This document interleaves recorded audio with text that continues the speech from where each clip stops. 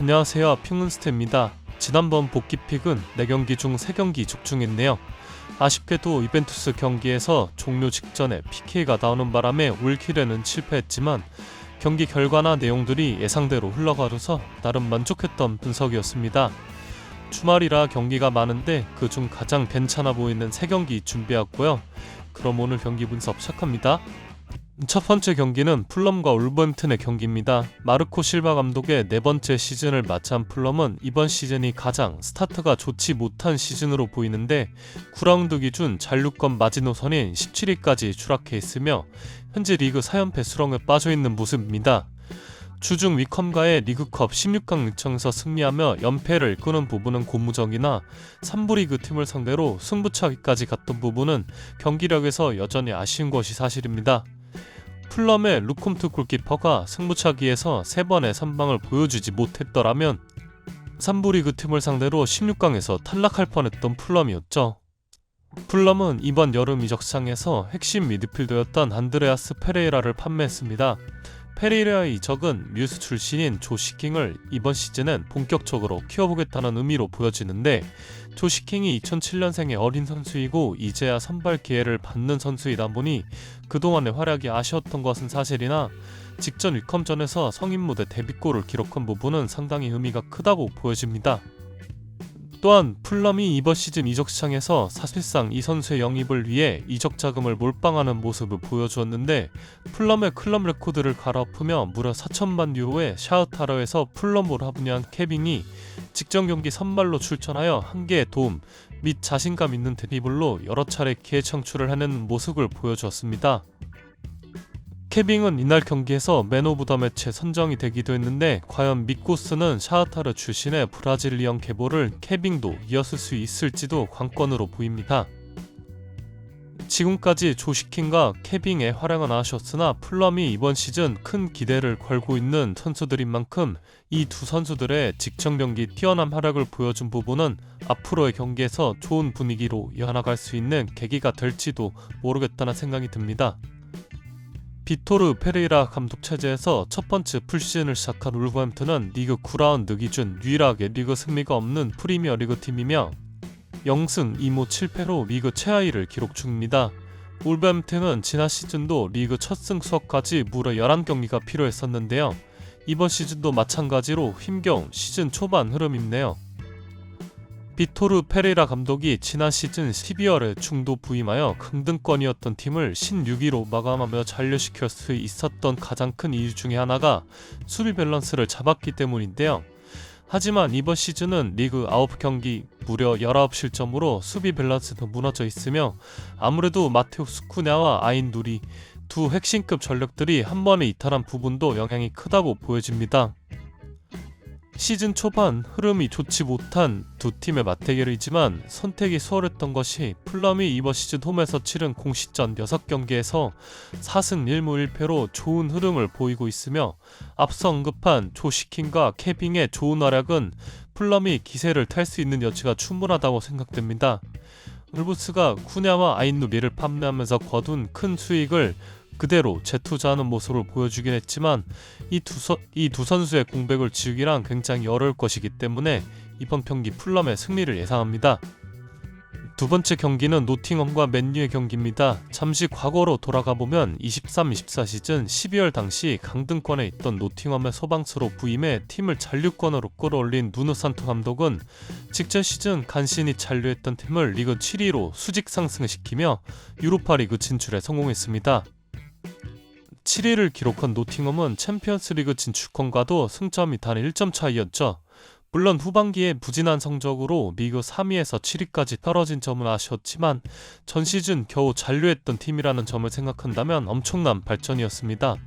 이 공로로 누누 감독은 2028년까지 계약을 연장했지만 이번 시즌 단 3라운드 만에 경질되는 충격적인 소식이 전해졌습니다.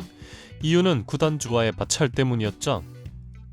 이후 노팅엄은 후임으로 포스트코글루 감독을 선임했지만 0승 1무 4패라는 초라한 성적 끝에 빠르게 경질할 수밖에 없었습니다.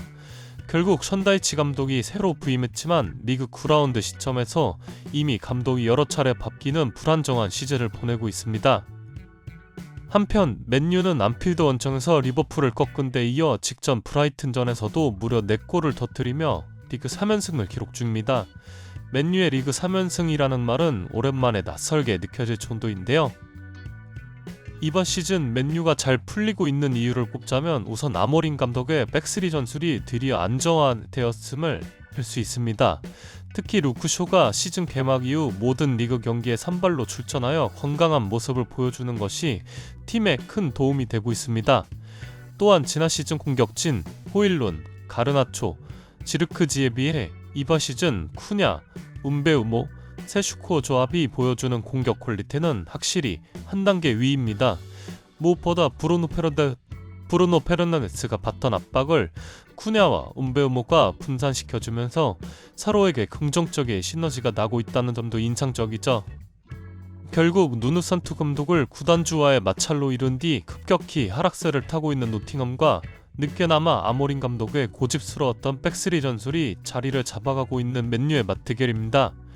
참고로 아모린 감독은 지난 시즌 맨유 부임 초기에 당시 에버튼을 이끌던 션다이치 감독을 상대로 4대0 대승을 거둔 전력이 있습니다. 그런 정을 감안한다면 이번 경기에서도 맨유의 리그 4연승을 기대해봐도 좋을 것 같습니다. 세 번째 경기는 크레모네세와 유벤투스의 경기입니다. 크레모네세는 승적 첫 시즌 말에 강등되긴 했지만 2022-23 시즌 세리에 A 무대에 처음으로 이름을 올린 팀인데요. 이번 시즌에는 강등된 지 3시즌 만에 다시 세리에 A로 돌아왔고 리그 9라운드 기준 3승 5무 1패로 리그 8위에 오르며 시즌 초반 기대 이상의 모습을 보여주고 있습니다. 승격팀 크레모네세가 시즌 초반 높은 승리를 기록하고 있는 가장 큰 이유를 꼽자면 바로 골키퍼 에밀 아우데로를 빼놓을 수 없는데요. 유벤투스 유스 출신으로 한때 큰 기대를 받았던 그는 이번 시즌 리그 5경기에 선발 출전해 무려 3경기에서 클린시트를 기록했습니다. 게다가 골키퍼임에도 불구하고 2차례 맨 오브 더 매치에 선정되기도 했죠. 크레모네세가 리그에서 언더독 팀이라는 점을 감안한다면 정말 놀라운 활약이라고 할 수 있습니다.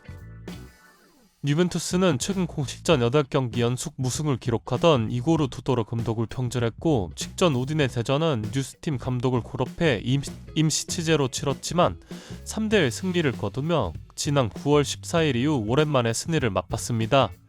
그리고 이번 경기가 특히 주목받는 이유 중에 하나는 루치아노 스팔레티 감독의 세리에 A 복귀전이자 유벤투스 데뷔전이기 때문입니다. 스팔레티 감독은 22-23 시즌 나폴리를 이끌며 무려 33년 만에 스쿠데토를 안겨줬던 인물이죠. 당시 나폴리에서 보여준 4-3-3 기반의 공격적인 전술은 보는 재미는 물론이고 완성도 면에서도 매우 인상적이었습니다.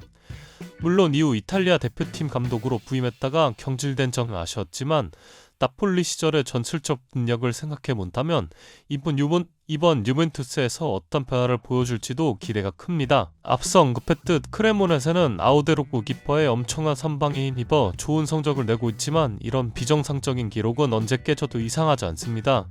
실제로 크레모네세의 기대 실점 지표인 XGA는 리그 9경기 동안 16.23으로 리그에서 두 번째로 높은 수치에 해당합니다. 즉 실점운이 많이 따랐다고 볼 수 있겠죠. 반면 유벤투스는 이적생 도너슨 데이비드가 아직 리그에 적응하지 못했고 오펜다와 블라우비치의 부진도 아쉬운 부분이었는데요. 다만 직전 경기에서 블라우비치가 PK 득점을 포함해 공격에서 활력을 되찾으며 폼이 점차 올라오고 있는 점은 긍정적입니다. 여기에 스팔레티 감독이 새롭게 이끄는 유벤투스라는 점을 고려하면 개인적으로 이번 경기는 유벤투스의 승리를 기대해봐도 좋을 것 같습니다.